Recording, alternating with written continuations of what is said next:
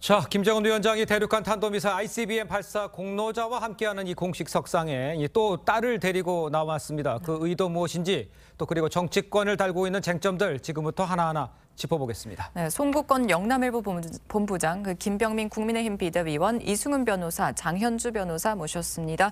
안녕하세요. 네, 안녕하세요. 네, 주제 먼저 보시죠. 자, 지금 리포트로 보셨습니다만 이 조선중앙통신이 보도한 거에 따르면 북한 김정은 위원장 지난 18일에 있었던 이 ICBM 발사 참여했죠. 거기에 참여한 이 공로자들 격려하는 자리에 딸을 또 데리고 나왔어요. 이 딸을 또 데리고 나온 거 백두혈통 보여주기 위한 겁니까? 뭐라고 봐야 됩니까? 일단 다양한 해석들이 나오고 있죠. 예. ICBM 발사가 일상화됐다 이런 이야기도 있고 그것을 가시하기 위한 것이다 대내외에. 예. 그런데 최근에 그 김정은 위원장이 예. 이 핵은 국채라는 이야기를 했어요. 핵이 곧 국채, 그 국가다는 이야기를 했습니다. 예. 그러면은 국가의 지금 최고 영도자는 백두혈통이죠. 예. 그래서 핵과 국채와 이 백두혈통을 같이 동일선상에 놓기 위한 그런 그 일환이 아닌가 이렇게 지금 분석이 되고 있고 예. 특히 그렇다면 이 둘째 그 김주애로 지금 국정원이 그렇게 확인을 했죠. 김주애다 둘째 김주애라고 네. 확인했는데 예. 그렇다면은 둘째 김주애가 이것을 이어갈 것인가, 김정은 세습 체제를 이어갈 것인가, 그것을 좀 더 지켜봐야 되겠지만 예. 어제 저는 저 현장에서 그 전에는 18일 날은 아동 그 특유의 복장, 흰색 패딩을 입고 나왔죠. 빨간 네. 구두도 신고 했는데 그렇습니다. 어제는 상당히 그 어머니인 이슬주와 비슷한 차림을 하고 나왔어요. 어른스럽게. 어른스럽게. 네. 그리고 가령 예를 들어서 군 지휘관과 악수를 하는데 군 지휘관은 이렇게 허리를 숙이면서 하는데 본인은 꼿꼿하게 서서 양손으로 손을 잡고 이렇게 했거든요. 예. 그래서 일종의 지금 제왕학을 예.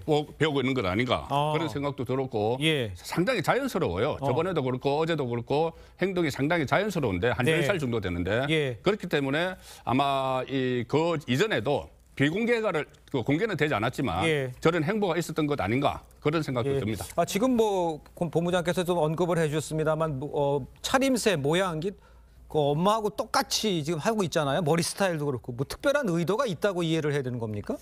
저는 그런 것 같아요. 좀 따뜻한 모습. 김정은 위원장이 자신의 딸을 손을 잡고 팔짱을 끼면서 이 북한의 한 아버지로서 그리고 북한의 군주로서 네. 이런 모습들을 좀 보여주는 것 같은 생각이 들고요. 예. 두 번째로는 이 딸이잖아요. 그렇죠. 딸이 사랑스럽다는 의미이고 예. 이게 또 미래 세대로 볼 수 있잖아요. 그런 측면에서 북한의 핵 개발이 어떤 공격적인 목적의 핵 개발이 아니라 방어적 성격의 평화를 위한 핵 개발이다. 이런 걸 좀 강조하기 위해서 딸을 또 대동하지 않았나 싶은 생각도 들고요. 네. 백두혈통을 강조하는 의미도 충분히 있겠습니다만 또 아들이 아니고 딸이지 않습니까? 예. 북한에서는 아무래도 아들에 대한 존중, 더 존귀하게 보는 생각이 있고 또 이런 권력 세습에 있어서 아들을 위주로 하기 때문에 네. 이 딸을 통해서 어떤 김정은 위원장의 또는 따뜻한 모습들, 예. 미래 세대를 위한 핵이 평화적인 모습 이런 것들을 강조하는 것 같고 예. 다만 이제 우리나라 입장에서도 지금 한미연합훈련이라든가 한미일 공조를 통해서 핵 억지력을 굉장히 강화하고는 있잖아요. 그럼에도 불구하고 북한은 여전히 ICBM과 SLBM 등 대륙간 탄도미사일을 고도화하고 있기 때문에 예.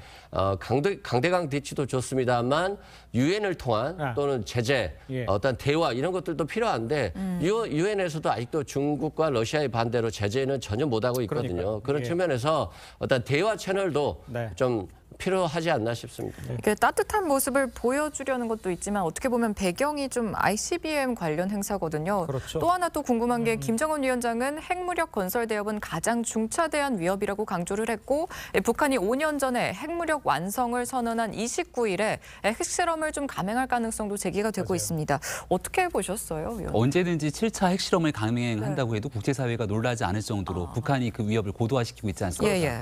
하지만 미국의 중간선거 전에는 아마 7차 핵실험이 이뤄질 것이다. 많은 전문가들이 분석했지만 네. 국제사회가 예상하고 거기에 대해서 대비를 하고 있는 과정으로 지켜볼 때 북한은 그와 같은 의도에 맞춰서 또 행하지는 않는 모습들을 보여온 것 같습니다.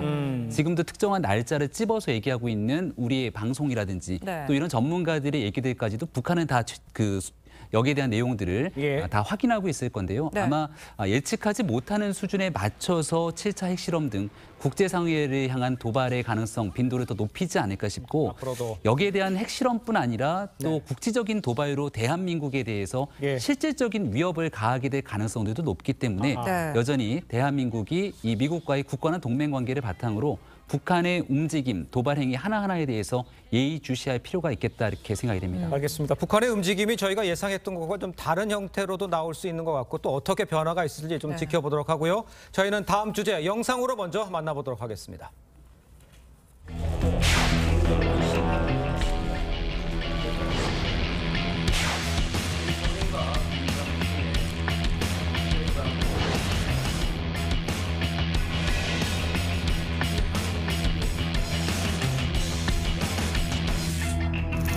민생 예산 확보를 발목 잡기라면서 생떼에 가까운 억지를 부리고 있습니다.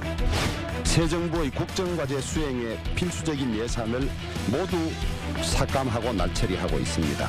정부 완박 횡포입니다. 정쟁에 밀려 적기를 놓친다면 결국 그 피해는 고스란히 국민께 돌아갈 것입니다. 자, 내년도 예산안 심사를 놓고 지금 여야가 충돌하고 있는 양상이죠. 민주당이 정부가 추진하는 정책 예산에 대해서 대부분을 삭감하는 움직임을 지금 보이고 있는 상황입니다. 장윤재 변호사께서 보시기에 민주당 내에서 소위 말해서 윤석열 예산에 대한 삭감이 계속 이어지고 있는 것에 대해서는 왜 그렇다고 보십니까? 사실 지금 여야가 가장 이제 관점이 첨예하게 달리 보이는 부분이 이 지점일 텐데요. 네. 네. 당연히 야당 입장에서는 이제 야당으로서 그 예산안, 정부가 제출한 예산안에 대해서 견제를 하고 문제가 있으면 지적하고 또 삭감할 부분이 있으면 삭감을 하는 것이 또 국회의 역할이기 때문에 예. 그 부분을 진행하고 있다라는 것이고 여당에서는 당연히 집권 여당이기 때문에 윤석열 정부가 하려고 하는 일에 다 발목을 잡는 것이 아니냐 이제 이런 식으로 좀 정쟁화가 되고는 있습니다. 그러나 일단 민주당 입장에서는 야당의 입장이기 때문에 예. 일단 대통령실이 내놓은 그 예산안 중에서 문제 삼을 부분은 분명히 문제 삼고 삭감해야 될 부분들도 있다면 또 그 부분을 해야 되는 것이거든요. 네네. 근데 그 부분에 대해서 여야가 지금 바라보는 관점은 다르지만 이 부분을 어떻게 해낼지는 사실 그거야말로 국회 내부에서의 협치의 과정 또 여야 간의 협상의 과정일 텐데 예. 지금 좀 국회 내부에서 협상이라든지 정치가 실종된 게 아니냐 이런 얘기들이 많이 나옵니다. 네. 그 부분이 굉장히 우려스러운 부분인데요. 네네. 민주당에서도 일단 뭐 삭감을 하고 있지만 이 부분에 대해서 얼마든지 앞으로 협상이라든지 논의의 과정들이 남아 있는 것인데 네. 국민의힘도 그 부분과 관련해서는 협상의 장으로 같이 나와서 함께 노력할 부분들이 좀 있어 보인다고 생각이 듭니다. 변호사님 말씀도 있지만 이 협상, 협치 과정 중요하거든요. 예. 근데 주호영 국민의힘 원내대표는 민주당이 협치 상생을 이야기하면서 또 도와주지는 않는다 이렇게 비판을 했어요. 근데 법정 기한인 12월 2일은 물론이고 또 정기국회가 끝나는 9일까지 내년 예산안 처리를 좀 장담할 수 없지 않겠나 이런 관측이 나오는데 민주당에선 어떻게 보면 어떻게 보십니까 이 상황을? 결국에는 협상의 문제인데요. 네. 여야 간에 항상 예산안 관련해서 항상 싸웠거든요. 네. 그러면서 이런 법정 시한을 넘겼기 때문에 네. 이번에도 그럴 가능성은 상당히 많다 이런 생각이 들고 윤석열 표 예산이냐 이재명 표 예산이냐라고 이것이 중요하기보다는 네. 결국에는 국민의 안전과 생명을 예. 또 재산들을 어떻게 불려줄 것인가 이런 효율적으로 잘 예산을 반영할 것인가에 대한 문제거든요. 예. 그런데 지금은 여야가 서로 간에 이렇게 다툼의 문제가 있기 때문에 네네. 좀 아쉬운 측면이 있다 이런 생각이 들고요. 네. 결국 예산은 그 정당이 지지하는 가치관이자 방향성 아니겠습니까? 민주당 같은 경우는 부자 감세보다는 아무래도 서민 복지에 대해서 좀 더 치중하자는 의견이고 그 예. 예산을 더 늘리려고 하는 것이고 네. 또 윤석열 정부에서는 대통령실이라든가 경찰국이라든가 어떤 인력 지원 예산을 좀 늘리려고 하는 건데 예. 서로 간에 이견이 있는 것 같고요. 예. 다만 이런 예산안의 이런 다툼과 서로 간의 예산을 칼질하는 방향 속에서 예. 이게 지금 굉장히 적대적으로 다가가고 있거든요. 네, 네. 그런데 정부와 여당은 국민을 이끌어야 될 책무가 있지 않습니까? 네, 그래서 그렇죠. 예. 정부와 여당이 먼저 야당에게 좀 더 선을 내밀고 예. 적극적으로 좀 대화에 임했으면 좋겠는데 지금 야당 대표에 대한 수사에 사실상 올인하고 있기 때문에 야당 입장에서는 쉽게 손을 내밀기는 어려워요. 예. 그런 측면에서 이 정부를 이끌어가야 될 일차적 책임이 있는 정부와 여당이 좀 더 개방적으로 야당에게 접근하고 예산 문제에 있어서도 조금 더 양보하는 자세로 진행하는 게 낫지 않겠나 이런 생각이 듭니다. 알겠습니다. 예산안을 삭감하거나 정액하는 것은 그 나라 1년 살림을 하는 건데 무조건 정책적으로 판단을 해야 됩니다. 예. 그 사업이 타당성이 있느냐 아니면 시기가 맞느냐 이것을 판단을 해서 삭감을 하거나 정액을 해야 되는데 예. 조금 전에 말씀하신 것처럼 지금 이재명 대표의 사법 리스크 이런 것과 연계돼서 그런지 몰라도 정치적 판단을 다 했어요.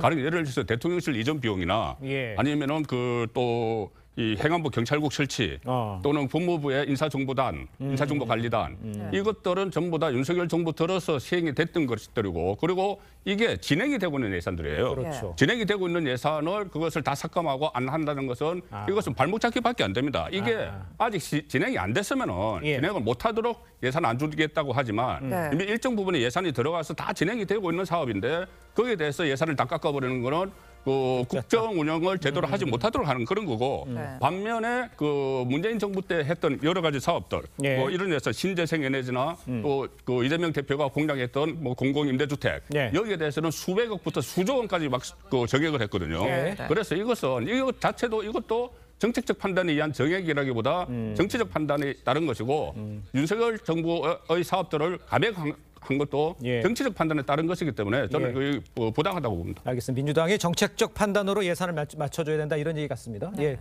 네, 실질적으로 예산이 다 정리 끝나고 나게 되면 국회 선진화법에 따라 12월 2일로 정해져 있긴 합니다만은 그래도 국회 선진화법 이후에는 일정 기간들을 맞추려는 노력들이 있었습니다. 맞습니다. 하지만 여소야대 전국 속에서 워낙이나 전국이 얼어붙어 있다 보니까 예. 혹시 올해 안에 처리 안 되는 준예산 상황이 오는 것 아니야 이렇게까지 그런 걱정과 얘기도 우려를 하시는데요. 네. 그래도 얼마 전 국정조사 합의 처리가 됐던 모습들을 지켜보건대 네. 여야 간 합의를 위한 노력들은 계속 순차적으로 진행될 거라 봅니다. 다만 걱정되고 국민들 보시기에 눈살을 찌푸리는 것 하나는 예. 그렇게 시간을 질질 끌면서 예산 심사가 다 끝나고 나면 국민들께 가장 정책적으로 최적화된 예산안의 결과물을 보여줘야 되는데 그렇죠. 그때마다 나오게 되는 게 쪽지 예산, 실세 있는 힘 있는 사람들이 가져가게 되는 여야를 가리지 않고 지역구 예산 챙기기가 국민의 눈살을 찌푸리기도 합니다. 예. 지금 올해 같은 경우는 국민들께서 경제적 문제로 가장 큰 어려움을 겪고 있는 한 해 그리고 내년도에 그 위기 상황들에 대한 걱정과 우려가 어느 때보다 크지 않습니까? 그렇죠. 여기에 대해서 방만하게 썼던 예산들 좀 줄여가면서 허리띠도 졸라매고 대한민국 국가 경제부터 민생에 이르기까지 그 예산안에 대한 철저한 심사가 이루어져야 되는데 네. 지금 그런 일들이 제대로 이루어지고 있는지 결과물들이 다 나오고 났을 때까지도 국민들께서 그런 모습들 철저하게 따져보고 평가할 날이 올 거라고도 생각합니다. 알겠습니다. 어떠한 결과를 여야가 만들어내는지를 좀 지켜보도록 하고요. 저희는 다음 주제로 넘어가 보도록 하겠습니다.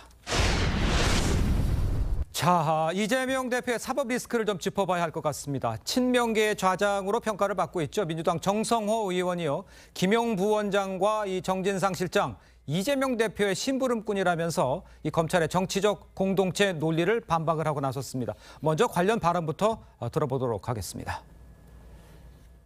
김용 정진상은 정치적 공동체라기보다도 이재명 당대표의 시장 또는 도지사 때 그 심부름하던 참모들이었죠. 정치적 관계는 아니라고 저는 생각합니다. 소위 말하면 심부름꾼이었죠. 사실. 법률가들인 검사들이 그런 용어를 쓴다는 것 자체가 너무나 정치적이지 않습니까? 글쎄요. 지금 뭐 정치적 공동체계가 지금 다 화두로 떠오르고 있는 상태인데 지금 이재명 대표의 사법 리스크와 관해서 정진상, 김용 이 두 분은 공동체 아닙니까? 어떻게 평가하십니까? 네. 저는 이제 정치적 공동체라는 말 자체가 좀 잘못된 거예요. 왜냐하면 검찰이 수사를 할 때는 수사를 해야 되는 것인데 네. 마치 정치적 공동체로 엮어서 김용 부원장이 구속됐기 때문에 이재명 대표도 범죄자다. 이런 식으로 연결시키는 것들은 예. 굉장히 정치적인 수사라 이런 생각이 들고요. 예. 정치적으로 당연히 정치인들은 서로 간에 협조하고 동지로서 생활하는 것이기 때문에 네. 그렇죠. 이들을 뭐 이 공동체적 의미의 정치적 공동체라고 보는 것은 적절하지 않다 이런 생각이 들고요. 네.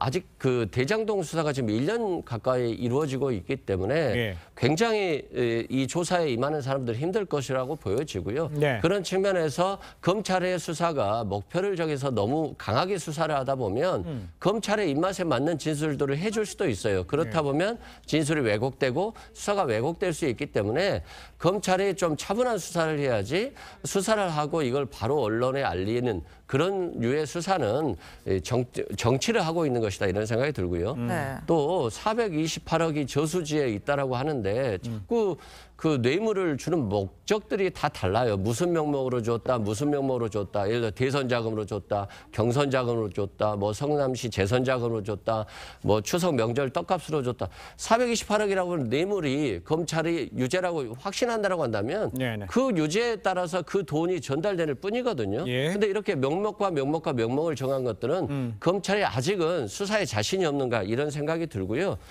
자꾸 유동규 본부장과 남욱 씨가 네. 마치 진실인 양 또는 자신이 정의인 양 굉장히 언론에 대고 떠들고 있는데 유동규 본부장 유원 홀딩스 통해서 35억 받아서 12억 원을 사실상에 처하고 전처에게 위자료 등 명목으로 쓴 사람이잖아요. 네. 그렇게 도덕적이라고 보여지지 않는데 또한 마치 본인이 도덕적인 양 이렇게 폭로를 하면서 자신의 죄책은 적다라는 취지로 이렇게 얘기하는 것들 남욱 변호사도 마찬가지라고 생각되고요. 네. 그렇기 때문에 이런 사람들을 진술에 현혹이 되면 사실관계가 흐트러질 수 있다 이런 생각이 듭니다. 알겠습니다. 지금 정치적 공동체에 대해서 좀 생소하다는 입장을 주셨는데 사실 박근혜 전 대통령 때도 경제 공동체라는 말이 나왔었거든요. 네. 어떻게 좀 보세요, 정치적 당시 뭐 경제 공동체 얘기가 나왔던 건 박근혜 전 대통령이 돈을 받지 않았음에도 불구하고 경제 공동체라 불리는 최순실 씨 등에 대한 뇌물 등에 대한 혐의로 사실 굉장히 과한 형이 주어졌던 것 아니겠습니까? 네. 이 내용이 과거에 있는 경제 공동체를 떠올리는 내용들과 꼭 맞지는 않겠습니다만은 그렇죠. 네. 정치적 공동체에 대한 내용들과 심부름꾼에 대한 내용들은 결국 같은 얘기라고 저는 생각을 합니다.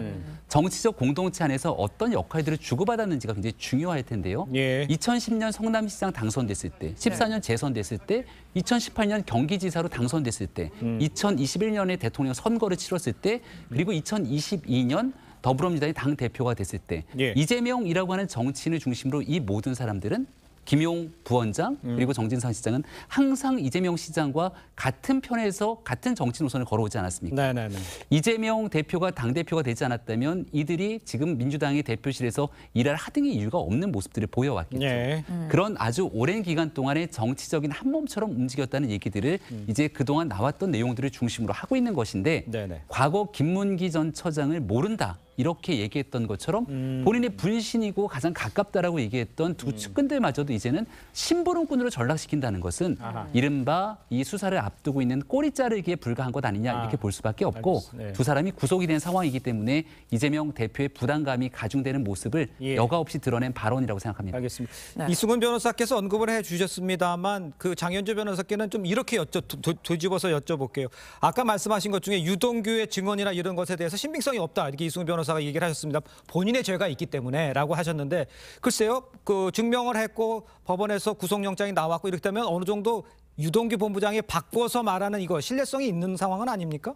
일단 법원에서 구속영장이 발부됐다고 해서 유죄가 입증된 것은 당연히 아니고요. 당연히 아니겠죠. 일단 범죄 혐의가 이제 약한 단계로 소명이 됐다라고 보고 네. 그 관련해서 도주의 우려가 있다든지 증거인멸의 우려가 있다든지 이러면 또 구속 사유가 있기 때문에 영장이 또 발부될 수는 있습니다. 예. 다만 그것으로 인해서 유동규 전 본부장이나 남욱 변호사가 하고 있는 진술이 무조건 다 진실이다 뭐 이렇게 지금 아직 결판이 났다라고 보기는 어렵고요. 예. 지금 그리고 앞서서 말씀드렸던 그 정치 공동체라든지 심부름꾼이라든지 이런 건 사실 법적으로 봤을 때 그 용어 자체는 의미가 별로 없습니다.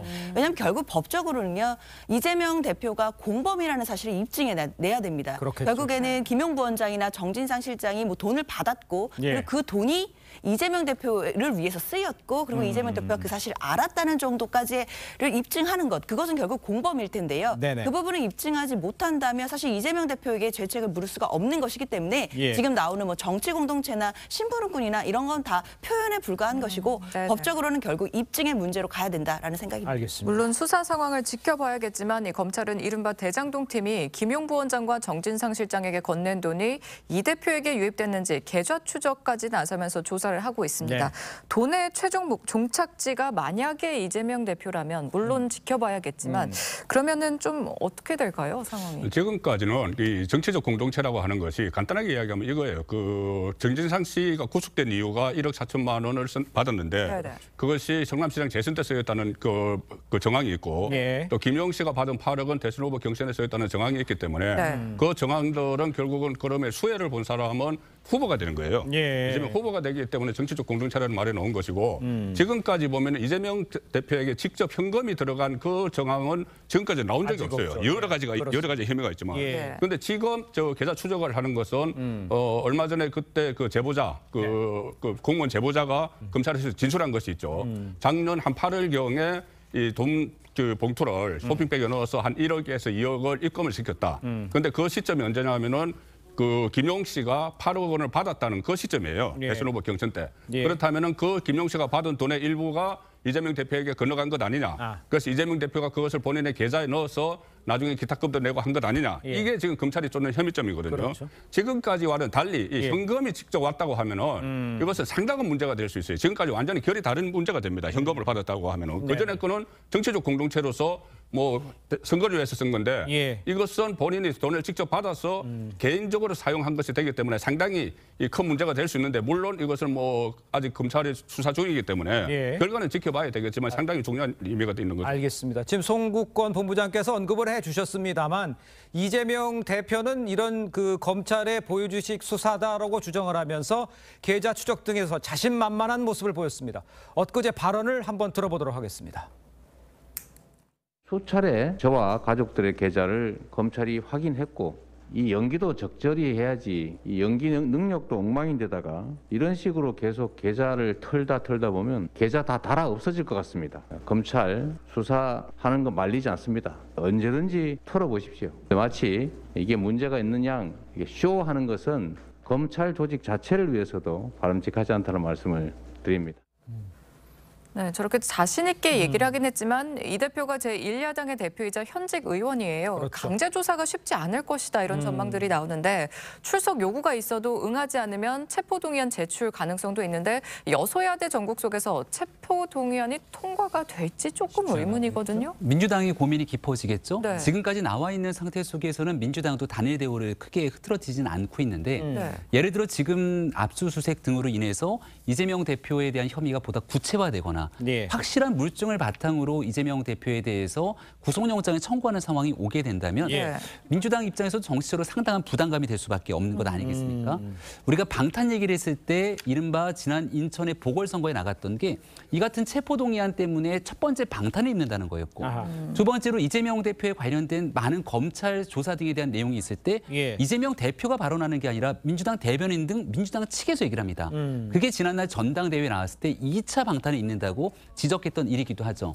만약 이재명 대표가 국회의원에 나가고 또 당대표를 쓰게 되는 겹겹이 쌓여져 있는 방탄의 옷을 입고 있지 않게 된다면 하나의 수사를 받는 피의자 입장에서 검찰의 수사가 조금 더 속도를 낼 수 있지 않을까 싶은데 이게 정치적으로 너무 강력하게 연결이 되다 보면 나중에 결국 가장 큰 피해를 입게 되는 건 민주당이 될 수도 있다는 상당한 정치적 부담감으로 돌아갈 수 있다고 봅니다. 자, 일단 검찰에서는 소환을 안 할 수는 없을 것 같아 보이는 상황이긴 한데 연내 소환이 가능할지 아니면 좀 불구속으로 기소를 하게 될지 변호사님께서는 어떻게 예상을 하십니까? 조사는 하지 않을까요? 어떻게 보십니까? 당연히 소환할 것으로 봐요. 지금까지 수사를 하면서 계속해서 언론에게 수사 상황을 마치 보도하다시피 해줬는데 그건 뭐냐면 결과적으로 이재명 대표라는 수사를 향한 수사이기 때문에 그런 거거든요. 이재명 대표는 응할까요? 그 소선?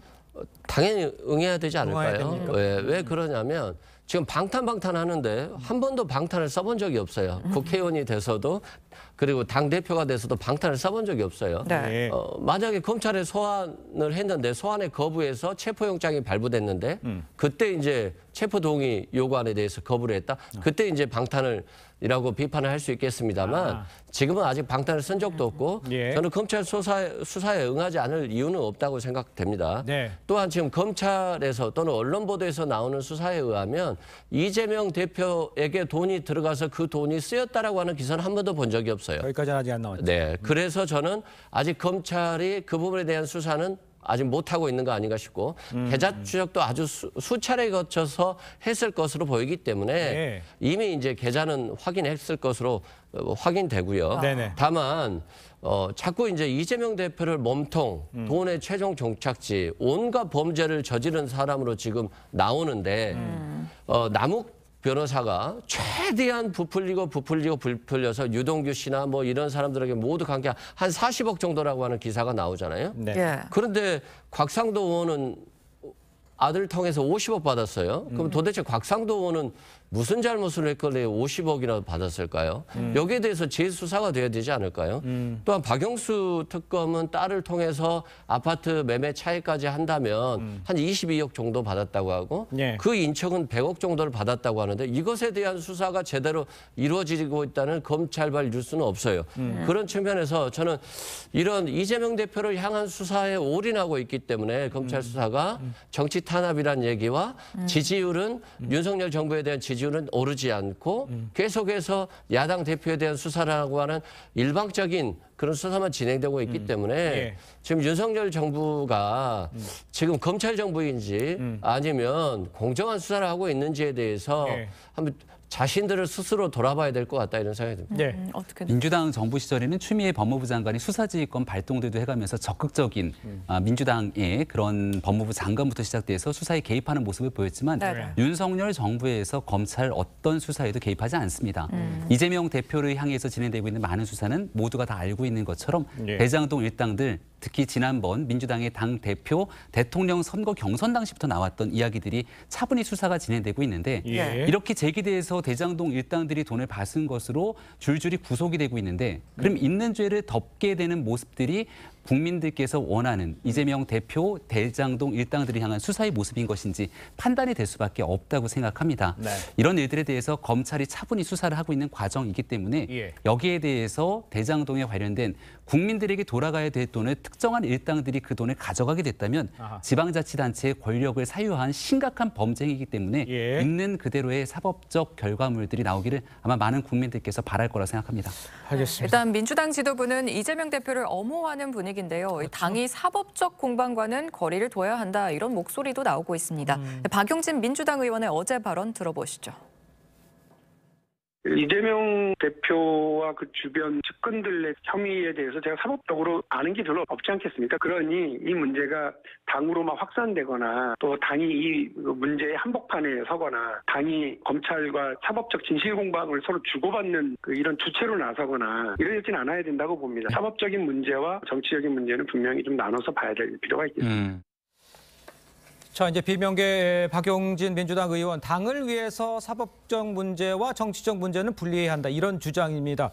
여기에 대해서 어떻게 생각하는지, 지금 민주당의 입장은 어떤 건지, 단일 대우를 계속 유지하는 상황인지 좀 설명을 좀 해주시죠. 일단 지금 대다수 의원들의 의견들은 지금 이 수사가 불공정하고 그리고 야당 의원들에 대해서만 너무나 지나치게 칼날이 다가오고 있다라는 부분에 대해서 대부분 동의하고 계신 것 같습니다. 특히 이제 그 수사 과정에서 야당 당사의 압수수색을 진행했던 부분들, 그 부분들 때문에 더더욱이 야당 탄압이다, 이런 부분에 대해서는 많이 동의들을 하시는 것 같은데요. 예. 특히 지금 윤석열 정부가 들어와서 윤석열 정부의 검찰이 수사를 하는 것을 보면 우연일지 아닐지 모르겠지만 여야 의원들에 대해서 공정하게 수사되는 것이 아니라 야당 그리고 야권 관련된 의원들이나 정치인들에 대해서만 예. 날카롭게 수사가 진행되고 있거든요. 특히 그리고 지난주에는 가석방 심사에서 김경수 전 그 지사 같은 경우에는 가석방에서 탈락이 됐지만 원유철 전 국민의힘 의원은 또 가석방이 됐습니다. 이런 과정들을 봤을 때 원유철 전 의원도 개인 비리에 의해서 또 형을 살던 사람이었는데 가석방이 되는 과정. 그럼 국민의 입장에서 봤을 때는 현 정부가 공정이라는 것을 외치고 집권을 한 정부인데 예. 과연 공정한 정부인 것인가? 혹시 불공정하게 야당 의원에 대해서만 탄압을 하고 수사의 칼날이 들이대는 것이 아닌가라는 또 우려들이 분명히 당내에서는 있고요. 예. 그렇기 때문에 당 지도부와 그리고 당 내부에서는 대부분의 의원들이 지금 단일 대우로 지금 이 수사에 대해서 야권 탄압으로 규정하고 대응을 하겠다라는 부분에서 흐트러짐이 없는 상태라고 봐야겠습니다. 예.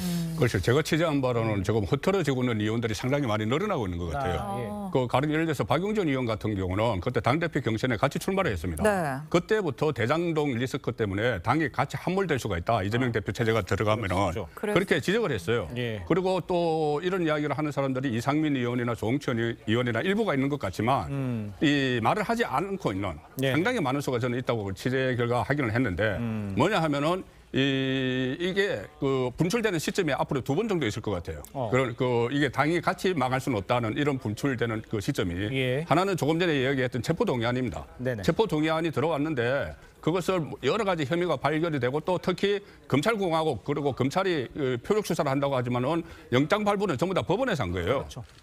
그 압수수색 영장, 구속영장 다 법원에서 발부한 겁니다. 예. 그렇기 때문에 그것이 그런 인식이 널리 확산이 되면은 체포동의안을 무조건 체포하지 못하도록 할 수는 없을 수도 있어요. 민주당 안에서. 그러니까 반발표가 나올 수 있다는 거죠. 예. 또 하나는 가장 핵심적인 것이 이재명 대표의 대표직이 흔들릴 때입니다. 예. 그때 어떤 혐의를 받았든지 간에 지금 여러 가지가 있죠. 이거 외에도 뭐 성남 FC, 뭐 백현동 굉장히 많습니다. 변호사비 대납. 예. 어떤 혐의로 인해서 대표직이 흔들리게 되면은 지금 말하지 않고 있으면서 부글부글 끓이는 민주당 의원들은 공천 때문에 그렇거든요.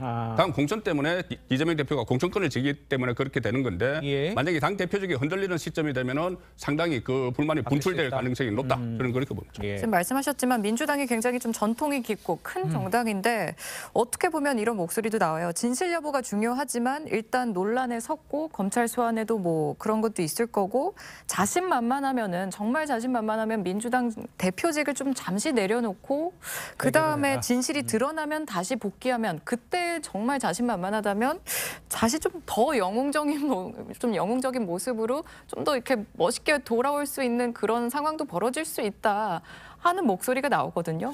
대표직을 잠시 내려놓는다. 이거는 또 어떻게 보십니까? 그게 이제 여당의 목소리 아닐까요? 아마도. 네. 왜냐하면 윤석열 정부 들어서자마자 여당 대표 이준석 대표가 그만뒀잖아요. 네. 징계로. 그리고 이제는 야당 대표를 향한 수사잖아요. 네. 그런데 혐의가 드러나기도 전에 일단 대표직부터 벗어놓고 해라라고 했을 때 이게 마치 이미 판결 나올 때까지 한 3년이 걸린다고 치면 그까지는 유죄가 되는 거예요. 네. 그렇기 때문에 저는 예. 지금 맞설 수밖에 없다는 생각이 들고요.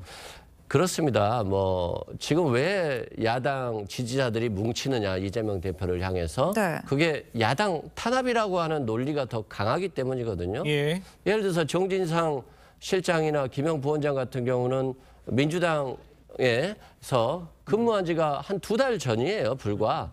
그런데 2013년도부터 2021년까지의 범죄 혐의에 대해서 그 혐의를 가지고 민주당 당사와 민주연구원과 민주당 본청 사무실을 압수수색했거든요. 예. 그 당연히 거기에 증거가 없죠. 물론 회수한 증거도 없을 뿐만이 아니라 그럼에도 불구하고 이렇게 압수수색을 한다는 것은 민주당이 범죄자를 비유하고 있다는 프레임을 씌워주기 위해서 예. 이런 정치적인 액션을 취하는 거거든요. 그렇기 때문에 거기에 대해서 민주당 당직자들과 국회의원들과 당원들이 정치 탄압이라고 해서 뭉치고 있단 말입니다. 네네네. 그래서 검찰이 만약에 정치를 한다는 생각이 들지 않고 정말 수사를 하고 있고 긴밀하게 조용하게 수사를 한다고 했을 때 그래서 수사를 하다 보니까 어떤 결과물이 나왔다라고 한다면 믿겠지만 예.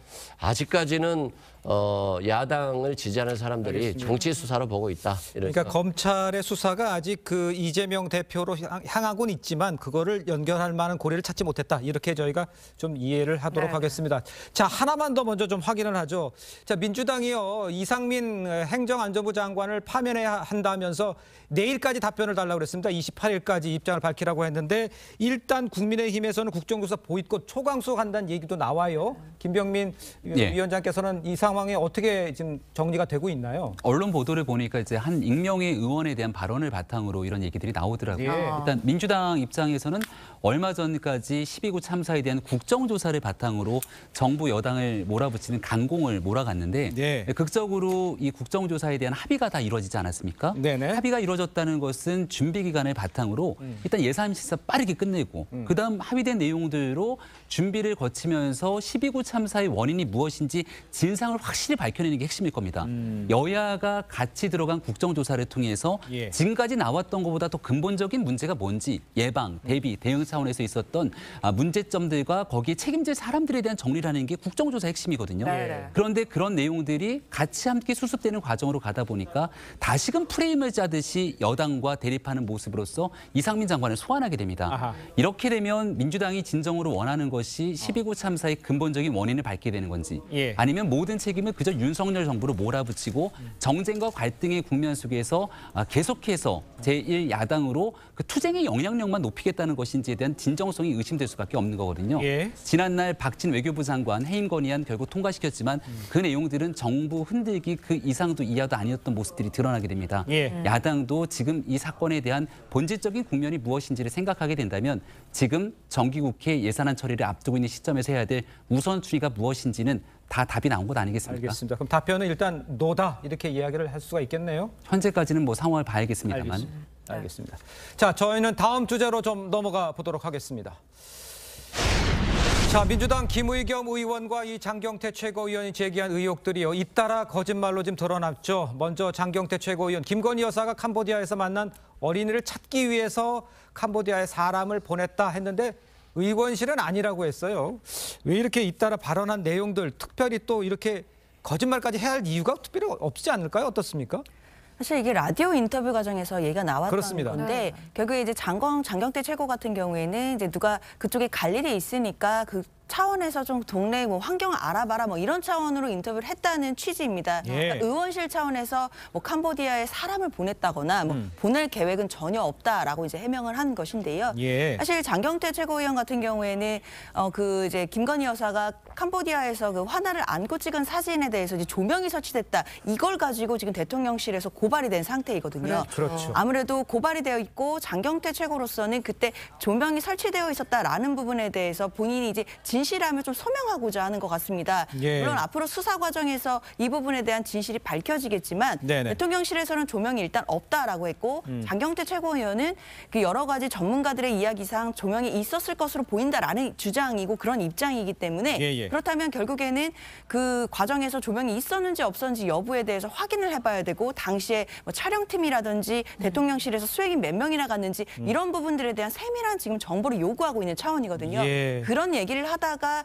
지금 캄보디아에 사람이 갔다라는 얘기까지 좀 나온 것 같은데요. 네네. 아무래도 이 부분은 이제 본질적인 문제에서 이제 허위 사실이 있었는지 여부를 판단을 해야 되기 때문에 앞으로 이제 수사 과정에서 조금 지켜봐야 되는 것이지 이 부분이 지나치게 정쟁화되는 부분은 이제 좀 양쪽에서 좀 자제를 해야 되는 부분 같습니다. 그러니까 이제 그 지금 얘기하는 것들이 자꾸 뭐 그 부분은 그렇습니다만 장경태 의원 같은 경우에 이제 김건희 여사를 계속 타겟으로 하고 있다. 네. 이런 얘기는 맞는 말이잖아요. 네. 왜 이렇게까지 나와야 되는 건가요? 그래서 타겟으로 하기 위해서 거짓말까지 하는 거죠. 가짜 뉴스까지 하는 거죠. 네. 분명히 그 방송에 나와서 이렇게 이야기했습니다. 장경태 최고위원이 저희가 안 그래도 한 분이 가셔서 예. 캄보디아 현재 갔습니다. 이렇게 이야기를 해요. 그러니까 앵커가 그 아동을 만나러 갔다는 것입니까? 하니까 그렇습니다. 이거예요. 그렇죠. 갔다고 했는데 오전에 25일 날 아침에 이 방송에 출연해서 갔다고 했는데 오후에 간 것이 아니고 현지에 있는 사람에게 좀 파악을 해달라고 이야기를 했다. 그러니까. 이렇게 바꿨습니다. 예. 자, 그러면은 이것이 처음에 무슨 뭐 빈곤 포르노부터 해서 뭐 사진 조명 이야기부터 이것까지 쭉 오는데 왜 이렇게 자꾸 하느냐? 네. 저는 이것이 그 지금 윤석열 정부 들어서 야권의 공격을 보면은 공격 패턴을 보면은 민주당과 이 일부 언론이 같이 협업을 해요. 아하. 김의겸 대변인이 협업이라는 표현을 썼죠. 청담동 예. 술자리 가지고 예. 협업을 합니다. 그리고 비속어 논란도 그때 그 뭐 일부 또 민주당 그 최고위원회에서 미리 말이 나왔다는 말도 있고 하기는 예. 제대로 안 되지만은 그 시차는 있지만은 네. 자 그렇기 때문에 협업을 하는 과정에서 장경태 최고위원이 이렇게 가짜 뉴스를 내놔도 이것이 보도가 되는 거예요. 네. 보도가 되고 확산이 되니까 그 다음부터는 이게 아닌 것으로 밝혀지면 아니면 말고 예. 이렇게 가는 게 지금 청담동 그 사건도 그렇고 그 패턴이 계속 이어지는 것이죠. 그러니까 예. 일종의 효과를 보기 때문에 이렇게 계속 하는 거예요. 알겠습니다. 지금 말씀해 주신 것처럼 이른바 청담도 술자리 의혹도 이 제보자로 알려진 첼리스트 자신이 거짓말한 것이다 이런 진술을 했죠. 그렇습니다. 네, 한동훈 장관은 의혹을 제기한 김의겸 의원과 동조했던 민주당 지도부들이 국민들에게라도 사과를 해라 이런 입장을 보였습니다. 24일 발언 들어보시죠. 파도가 밀려가면 누가 바지 벗고 수영하고 있었는지를 알 수 있다고 하잖아요. 이제 파도가 밀려났고 책임질 시간입니다. 먼저 저질 음모론에 올라타고 부추긴 이재명, 박찬대, 박홍근, 김성환, 박범계, 장경태, 우상호 의원님들께 사과를 요구합니다. 저한테 사과하는 것이 모양 빠져서 싫으시면 국민들께라도 사과하시기 바랍니다. 네, 그런데 의혹을 제기했던 김의겸 의원은 재차 유감 표명으로 가름하겠다 이런 입장이고 의혹을 확대 재생산했던 민주당 지도부 TF까지 만들려고 했거든요. 이런 맞아요. 확인도 안 된 사실을 가지고. 근데 어떻게 보십니까 이런 거? 그러니까 뭔가 결과물이 나왔을 때 문제가 있는 것으로 확인이 됐으면 사과하는 건 기본이지 않습니까? 네. 책임지라는 얘기를 민주당 입장에서 정권을 향해 가장 잘하는 얘기 중에 하나고요. 예. 김의겸 의원은 민주당의 입 대변인입니다. 하다못해 이런 가짜 뉴스가 김의겸 의원을 통해 나왔고 네. 민주당 지도부에서 영상까지 틀어가면서 TF 구성을 얘기했습니다. 예. 새빨간 거짓말로 확인이 됐으면 가장 쉬운 단계는 대변인인 김의겸 의원인이 직부터 박탈하는 게 기본 아니겠습니까? 예. 근데 그런 일들을 하지 않고 있다는 사실을 지켜보게 되면 아 이게 김의겸 의원 혼자 하는 게 아니라 민주당 전체가 가짜 뉴스에 올라타서 정부를 공격하는 일이라면 수단과 방법을 가리지 않는구나라고 오해할 수밖에 없을 겁니다. 아하. 왜 그런고 하니 이런 일들이 벌어지고 난 다음 장경태 최고위원의 행태도 이와 다르지가 않습니다. 근데 어디서 많이 본 것 같은 기시감이 드는 게요. 과거 민주당의 안민석 의원이 윤지호 씨를 대상으로 의인을 칭하면서 했던 대한민국의 희대의 거짓말 사건들이 똑같이 드러나고 있음에도 불구하고 누구 하나 책임지는 사람이 없습니다. 두 번 다시 이런 일들로 국민께 정치적 신뢰를 떨어뜨리는 일들을 좀 벗어나기 위해서라도 책임질 내용들이 무엇인지에 대해서 민주당이 이제 새로 시작하는 한 주 동안 국민 앞에 확실한 책임에 대한 여부를 보여줬으면 좋겠습니다. 네, 민주당이 그러면 사과를 안 해도 된다고 생각하시나요? 뭐 잘못한 게 있으면 사과하면 되죠. 네. 근데 한동훈 장관은 사건을 키우는 데는 확실하게 실력이 있으신 것 같아요. 아니 뭘 어떤 그냥 면에서죠? 네. 술자리 가서 술 먹었다라고 제보를 받고 질문을 했잖아요. 예. 그럼 거기서 술을 먹은 적이 없습니다. 이건 사실이 아닙니다. 라고 하는 정도 수준에서 끝내면 되는데 예. 의원직 걸라고 하니까 지금 김의겸 의원도 상당히 흥분할 수밖에 없죠. 예. 그리고 실제 이제 첼리스트의 거짓말로 끝난 정말 해프닝인데요. 네. 예. 이세창 자유청년명 회장이 거기 있었잖아요. 그리고 첼리스트가 같이 있었고. 근데 이 첼리스트가 여기 한동훈 장관과 윤석열 대통령을 끼워 넣는 거예요. 그렇기 때문에 이 제보를 받았을 때 김의겸 의원이 진짜라고 생각을 한 거예요. 예. 다만 이게 이제 찰리스트의 단순한 거짓말로 이어진 것이기 때문에 그냥 깨끗하게 사과하면 좋은데 거기에 이제 유감 표명과 동시에 좋은 전제 조건을 하나 달았잖아요. 다음에도 또 이런 기회가 오면 얘기하겠다. 뭐 그 자체는 좀 부적절했다고 생각하지만 다만 이 사건이 분명히 김의겸 의원의 질의가 여기서 술 먹었다는 거지 술 먹으면서 김앤장과 불법적인 얘기를 했다거나 또는 윤석열 대통령이 불법적인 뭔가를 일으킨 게 아니잖아요. 네. 그러면 어느 정도 해프닝으로도 끝날 일인데 의원직까지 걸라고 하면 앞으로 한동훈 장관한테 누가 질문하겠어요? 제가 누구 편을 들어서 반박하고 싶은 생각은 없지만 지금 얘기하시는 거는 그 자리에서 김의겸 의원이 그런 의혹을 제기하려면 국정조사하는 그 국감장에서 뭐래도 확인해 정도는 하나 정도 하고 와서 해야 된다는 게 그게 지금 반박하는 쪽의 생각 아닌가요? 그렇죠. 그리고 김의겸 의원 혼자가 아니고 저거는 같이 플레이를 했어요. 그 민주당 안에서. 그러니까 최고위원회의도 보고가 됐고 그리고 거기서 다 그래서 뭐 한번 해보자고 해서 한 거거든요. 당 차원에서 그렇게 하려면은 사실 확인을 충분히 할 수 있습니다. 국회의원은 정보 요구권이 있어요. 정보 요구권에 대해서 그것을 그렇다면 그 술집을 특정을 해서 아니 사실 김앤장 변호사에서 30명 갔다고 하면은 김앤장 변호사 쪽에 그 물어보면은 그거 바로 나오죠. 그런 것은. 그런데 어쨌든 사실 확인 과정을 전혀 거치지 않고 이거 아니라도 괜찮아. 그냥 이 타격만 주면 돼. 이 생각으로 조직적인 플레이를 민주당이 했기 때문에 그렇기 때문에 대변인직에서도 지금 그 사퇴를 못 시키는 그런 측면이 있어요. 같이 조직적으로 했기 때문에. 그래서 저는 이것이 팩트 확인도 하지 않고 이렇게 국정감사장에서 면책특권을 이용해서 한 것은 상당히 부적절하고 대변인 정도가 아니고 상당히 큰 책임을 져야 된다고 저는 봅니다. 알겠습니다.